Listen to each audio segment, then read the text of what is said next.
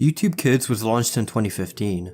Even with its high standards of having kid-friendly content, there have been numerous times where the standards weren't met. Some of these cases include disturbing fetish accounts, not safe for work gaming communities, and animal abuse accounts garnered towards kids. In this video, we'll be looking at these communities. My Little Pony is a toy line and media franchise that began in 1982. What started off as a simple toy line of pony figurines would quickly evolve into a TV series just 4 years later in September 1986. What made this even more interesting is that the show only lasted 2 seasons, but this didn't entirely mean that the franchise was completely over, as they would soon dive into other forms of media throughout its peak. While My Little Pony's target audience is set for a younger generation, there is an older audience that's interested in this franchise. Now, there's nothing necessarily wrong with adults being fans of things considered childish or for kids, as they're typically interested due to nostalgic reasons. However, there are lines that shouldn't be crossed, and unfortunately, there are a group of adult fans that have crossed the line. If you don't know what I'm talking about, bronies are the topic of discussion. A brony is typically an adult male fan of My Little Pony related content. The brony community was created during 2010, when the first episode of the My Little Pony Friendship is Magic TV series aired on October 10th, 2010. The term brony came from 4chan just shortly after the first episode aired. There were some that enjoyed the show and soon became obsessed with it, to which has gotten to the point that they would call each other pony bros, which was then changed to bronies. Just to clarify, they weren't just your regular online community as well. Conventions were held for superfans of the show, and it even got to the point where mainstream media was talking about them, which only made them rise in popularity. Genuinely speaking, there are bronies and fans that do enjoy the show just for entertainment purposes, which is completely fine by the way. But with that being said, there is also another side of the brony community that enjoys the show and community for a wrong reason. A children's show that was only surrounded with innocent content was now filled with disturbing videos. One of the first occurrences of inappropriate My Little Pony content was created by Mr. Davey. He made My Little Pony animations and art on YouTube and DeviantArt. On his YouTube channel, Mr. Davey posted a couple of videos of My Little Pony animations that almost resembled the actual show quality-wise. However, his types of videos were typically filled with gore. Looking at this video, I can't entirely show the whole thing. Rainbow Dash, who is the blue pony, gets dismembered by Pinkie Pie, the pink pony. Rainbow Dash's organs and body parts then get baked together into small cupcakes, and which is why the video is titled Cupcakes. What makes this even worse is that a ton of children have definitely seen this video, and just solely looking at the way the video was edited, the gore wasn't even shown at the very start, so it wasn't like they could have just clicked off as soon as they saw it. The gore would occur in the middle of the video, so when they were watching it, they would be fully surprised. In between Rainbow Dash's dismemberment, there would be cuts that show Rainbow Dash completely fine, then it would cut back to the gore, so it's safe to say that kids were traumatized watching this. Mr. Davey created other videos such as Smile HD and Derpy Gets Pranked HD, which both of them involved the same plot. It would start off innocent, and then next thing you know, gore. Little did we know, this would be the beginning of depraved My Little Pony content, specifically on YouTube, as throughout the years, it has involved many sexual forms of content that are targeted towards kids. Looking at the My Little Pony scene on YouTube, there's definitely still actual family-friendly content, but of course, there's the other side. Channels such as Life of Mr. Pony, Sissy Baby, Character for SFM, and Source Statue are just a handful of channels that showcase depraved pieces of sexual content. It has even gotten to the point where the ponies from the show are seen having sex together in some videos. But, unexpectedly, they are still deemed as family-friendly or safe children content, despite clearly not being either of those. So, now you may be wondering, what's the purpose of these videos? While it can be argued that this is simply just the works of Elsagate related content, and those making the videos are just trying to traumatize kids and make some quick money, I believe it's more catered towards those part of the depraved brony community. These videos are made to sexually satisfy them because, let's face it, they're not in it for the show. They enjoy these types of videos to meet their desires. Monster School Minecraft has been on the YouTube platform for a while now, and at this point with the game's growing popularity, community, and fan base, Monster School will only get worse. What makes this type of Minecraft related content so damaging and just questionable is how exposed it is. The creators behind these videos don't even try to hide it or keep it subtle. I mean, just look at the titles and thumbnails. Clearly, they're not appropriate for kids, yet they still get millions of views. To get an understanding on where this content even originated from, we have to go all the way back to 2012. Monster School was originally created by an animation channel known as Willcraft Animations. Willcraft would upload the first known Monster School video in December 2012. The video consists of Herobrine teaching the mobs to be hostile and how to craft. At the time, Minecraft was just 3 years old and Minecraft related videos were still somewhat new. And at this point, Willcraft was making videos that weren't seen in the genre before. He would continue making Monster School videos until 2015, in which it was deemed that the Minecraft School era was officially over. This wasn't necessarily the case however, since other Minecraft YouTubers were also creating similar videos. And to be fair, this was great. Since Will's series was officially over, this meant that other creators could take over and still make entertaining and respectable videos. And now you may be wondering, so how did it get to the point to where it is now? Around 2017-2018, Elsagate videos were at its peak. Essentially, every popular children's game or show was being used to promote Elsagate related content. So this meant that Minecraft was heavily targeted. And what better way to garner children's attention to make videos on an established community and add popular characters from other games? You see, Monster School was losing its storyline. When Willcraft was making his videos, there was often a story and lesson that would be taught at the end of each video. But in the cases of these newer videos, all the creators did was add well-known characters, make the thumbnails clickbaity, and heavily over-exaggerate everything. Who cares if the main premises was taken away? Kids are still gonna watch it because it's Minecraft, and the thumbnails are eye-catching. But if you thought it couldn't get worse, you'd be horribly wrong. Starting around 2020, if you simply just typed in Monster School onto the YouTube search bar, you're going to be met with some of the most outrageous thumbnails and video titles you've seen on the platform. And if you notice, they are still following the same formula from a couple years ago. Let's look at a couple examples. Something that's been heavily trending lately is Skippity Toilet. And as expected, it didn't take that long for a Skippity Toilet to appear in these videos. While the original Skippity Toilet series isn't necessarily something disturbing, it's more of just a goofy animation, I would say, it didn't stop people from still adding it to their videos and somehow making it not intended for children. Let's not even get started with Monster School YouTube Shorts. Just why are these being viewed so often? Well, for being honest, there is a possible reason on why they're getting views. It's because of bots. Just looking at the video comments, they're pretty suspicious. Most of them are grammatically incorrect and don't even make sense half the time. And it could just be because they're kids and don't know any better, but the point I'm about to tell you just completely debunks it. Most of the accounts commenting on the videos are usually newly created and all span the same sentences and emojis. YouTube has faced a ton of problems regarding view botting, and this is honestly the case for these types of videos.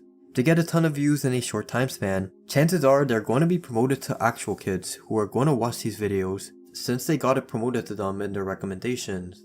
Also, I've noticed that these videos would set themselves to premiere mode to get attention as well.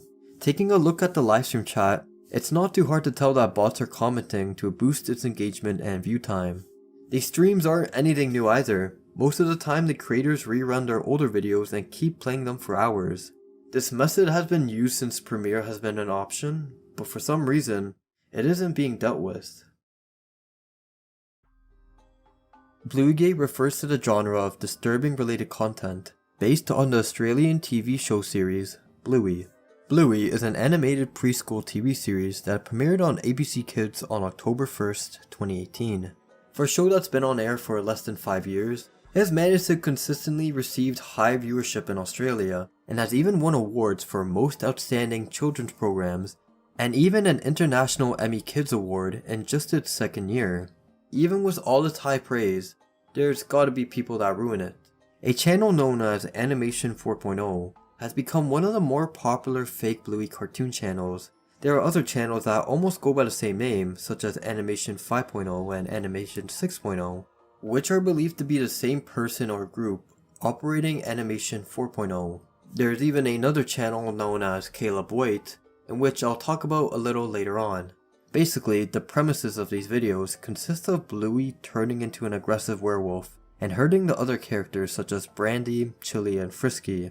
Other characters will attack back and use weapons, or just anything in general to fight back. Now going back to the werewolf thing, at first I just thought it was odd and I didn't really think too much about it. I just assumed that since Bluey is a dog, her transforming into a werewolf was just part of Bluey's aggressive behavior. But I learned that apparently, there's a transformation fetish, specifically people or animals transforming into werewolves, so yeah. Compared to the other topics discussed in this video so far, these Bluey cartoons are lesser known, but despite this, a ton of these BlueyGate channels have been either deleted or terminated, which is a great thing, but there are still a couple of re-uploads available. These channels started to gain attention in July of 2022, in which users of the Bluey subreddit posted warnings for parents to not let their children watch certain Bluey animation channels. The commenters shared their concerns surrounding the channels and even shared some of their own personal experiences. For example, this user stated, "I saw the animation channel, Animation 5.0.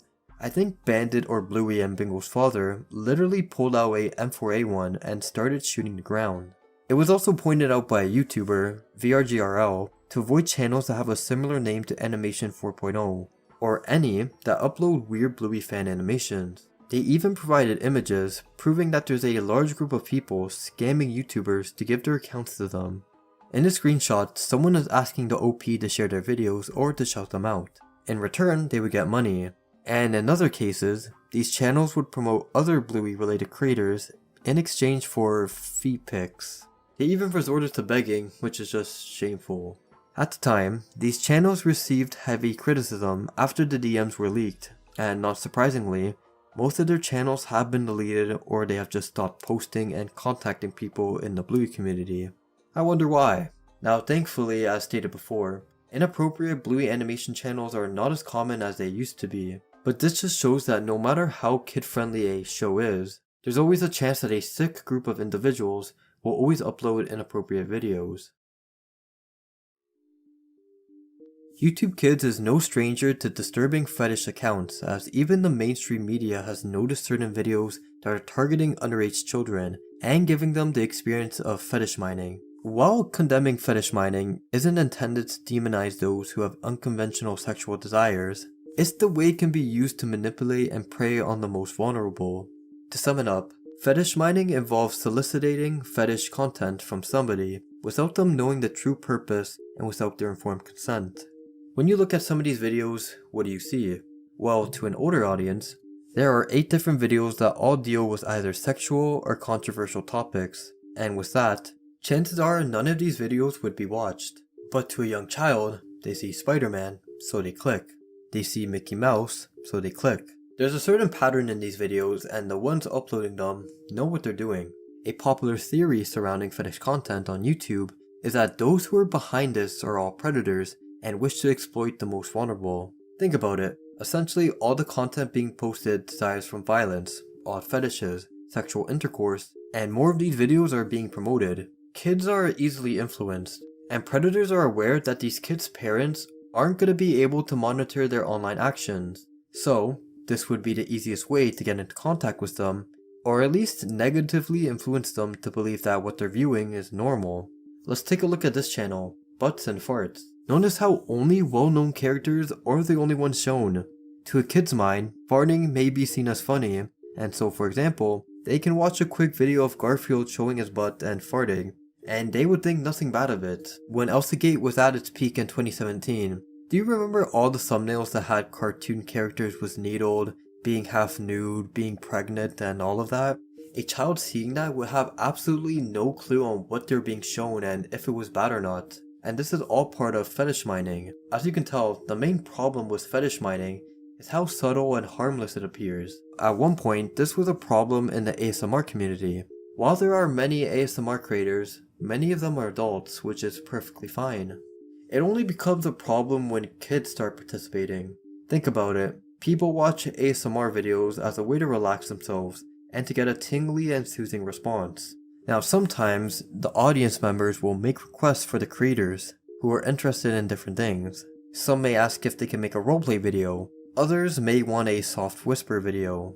But now, what happens when a kid start making these types of videos and random strangers on the internet start requesting things from them? They may start off small and say, "Hey, can you make a video of you scratching bars of soap?" To, "Hey, how about you make a video on just mouse sounds or you just kissing the mic?"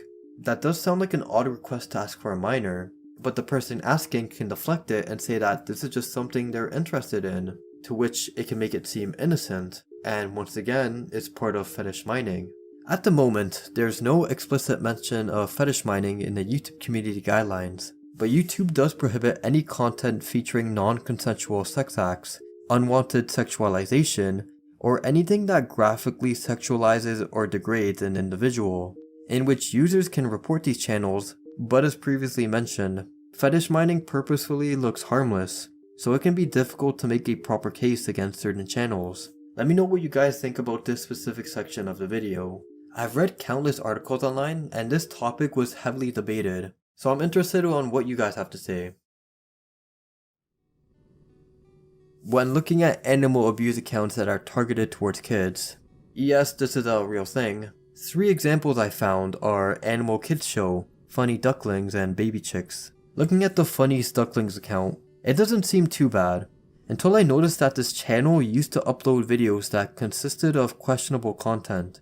An example of this was in one video that involved a ton of fish being filled in a water tank, to which they would then be scared off by someone putting a toy shark and attacking the fish. On top of this, they even put a duck in the tank just for whatever reason. A large portion of the channel consisted of these types of videos, until they either deleted or privated them, to which they then just strictly focused on duck videos. I've also noticed that the comments are disabled for everyone, but there's somehow one comment from the channel creator that usually has a link attached to another video. I'm assuming they've done this since they've probably got so many questions regarding the animal safety, and this is their way of not being exposed, but it's clearly not working. Also, I find this specific video to be odd since they're clearly pandering to kids by using Huggy Wuggy in the thumbnail, and it's just so shameful, like why are they doing this? Looking at both Animal Kids Show and Baby Chicks, they are definitely more infuriating. The thumbnails for these videos show someone holding either a knife, needle, or scissors and pointing them at whatever animal is in the video. They don't necessarily use them on the animals, it's just used in the thumbnail for a shock factor, but this doesn't necessarily mean I'm excusing them for their bad behavior. It almost reminds me of the whole fake animal rescue phenomenon that started in 2017. And just to let you guys know, it's still happening to this day, but they're just becoming more obscure. The videos are clearly catered towards kids, as the chicks are all brightly colored with dye, so a kid seeing this may think it's cute. Whoever is operating the camera is playing with the animals using toys as well, seeing that everything is alright and that the chicks are fine with it. But in reality, there's something sinister going on behind the scenes. What makes it even more sick is that these videos are basically endorsing animal cruelty. The videos are still up and the creators are still consistently uploading. All I gotta say is that YouTube has clear guidelines against animal cruelty, and seeing these channels still up and running is honestly horrible. And that wraps it up for today's video. If you made it to the end of the video, thank you so much for watching. The support on the channel lately has been insane, and I sincerely thank you guys for watching. Also, let me know in the comments if you guys want me to do more deep dives on certain topics. I remember a couple months back, I did Reddit post and obscure YouTube video deep dives. If you enjoyed those types of videos, let me know in the comments since I might make it a series. And don't worry, I mentioned this 2 videos ago, but the Unsettling Lost Media Deep Dive series will of course continue. The video did amazing and I got a ton of people messaging me on how they want me to continue it, so I will. As I said though, I'm only going to upload these videos once a month. With that being said, if you have any lost media topics you want me to talk about, just write it down in the comments. But that's enough of that. Once again, thank you so much for watching, and as always, have a great one.